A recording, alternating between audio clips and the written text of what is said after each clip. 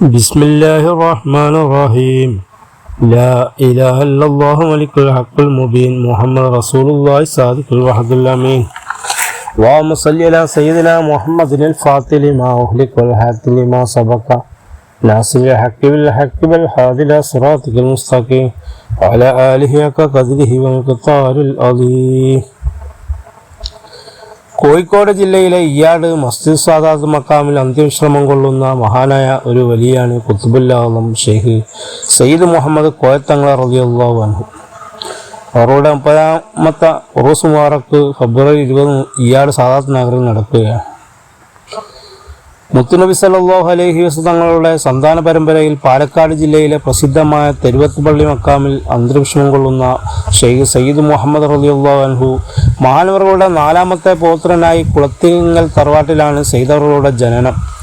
പിതാമഹന്മാരിൽ ബഹുഭൂരിഭാഗവും ഔലിയാക്കളും തരീഖത്തിന്റെ മശായിഖന്മാരും കുത്തുബീങ്ങളുമാണ്. ശൈശവദശയിൽ തന്നെ മഹാനവറുകൾക്ക് ആത്മീയ ശിക്ഷണം ലഭിച്ചു തുടങ്ങി. കുട്ടിക്കാലം മുതൽ മഹാനവറുകളിൽ നിന്ന് നിരവധി അത്ഭുത സംഭവങ്ങൾ വെളിവായിക്കൊണ്ടിരുന്നു.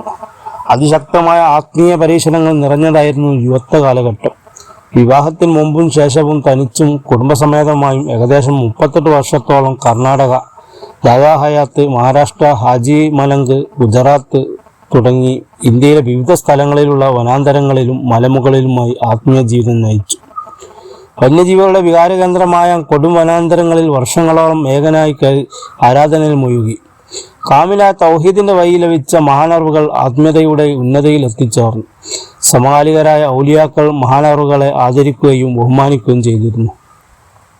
ഖാദിരിയ, റിഫായിയ, ചിസ്തിയ തുടങ്ങി നിരവധി തരീഖത്തുകളുടെ ഖിലാഫത്ത് മഹാനവറുകൾ കരസ്ഥമാക്കി. 1949 സയ്യിദവറുകൾ തർബിയത്തിന്റെ ഖിലാഫത്ത് ലഭിച്ചു. കേരളത്തിനകത്തും പുറത്തു നിന്നുമായി ആയിരങ്ങൾ ഇയാട് ഉപ്പാപ്പയിൽ നിന്നും വിവിധ തരീഖത്തുകളിൽ വൈകത്തി സ്വീകരിച്ചു. രോഗശമനത്തിനു വേണ്ടിയും അനുഗ്രഹം തേടിയും ജാതിമതഭേദമന്യേ അനേകം ആളുകൾ നിത്യസന്ദർശകരായിരുന്നു. വഫാത്തായത് ഹിജ്റ 1408 റജബ് 15 1987 മാർച്ച് 20 വെള്ളിയാഴ്ച രാത്രിയാണ് ഉപ്പാപ്പ വഫാത്തായത്. വഫാത്തിന് 3 മാസം മുമ്പ് നടന്ന ഷെയ്ഖ് ജീലാനി റളിയല്ലാഹു അൻഹുയുടെ ആണ്ട് നേർച്ച ദിവസം കൂടി നിന്ന തൻ്റെ മുരീദന്മാരോട് തൻ്റെ വഫാത്തിൻ്റെ സമയത്തെക്കുറിച്ച് ഉപ്പാപ്പ വ്യക്തമായി മുന്നറിയിപ്പ് നൽകി. റജബ് 16 എനിക്ക് യാത്ര പോകാനുണ്ടെന്നും എന്നെ കാണേണ്ടവർ റജബ് 10 മുൻപായി ഇവിടെ എത്തണമെന്നും നിർദ്ദേശം നൽകി. റജബ് 10 ഉപ്പാപ്പ അസുഖബാധിതനായി. റജബ് 13 ബുധനാഴ്ച ഉപ്പാപ്പ തൻ്റെ മക്കളെ അരികിൽ വിളിച്ചു. വെള്ളിയാഴ്ച രാത്രിയാണ് തൻ്റെ യാത്രയെന്ന് പറഞ്ഞുകൊണ്ട് താൻ മജ്ലിസിൽ ഉപയോഗിച്ചിരുന്ന മുറിയിൽ ഖബർ തയ്യാറാക്കുവാൻ നിർദ്ദേശം നൽകി. റജബ് 15 വെള്ളിയാഴ്ച രാത്രി 10 മണിക്ക് മഹാനവർ പുതു തൂക്കിക്കൊണ്ട് ഈ ലോകത്തോട് ഇവിടെ പറഞ്ഞു.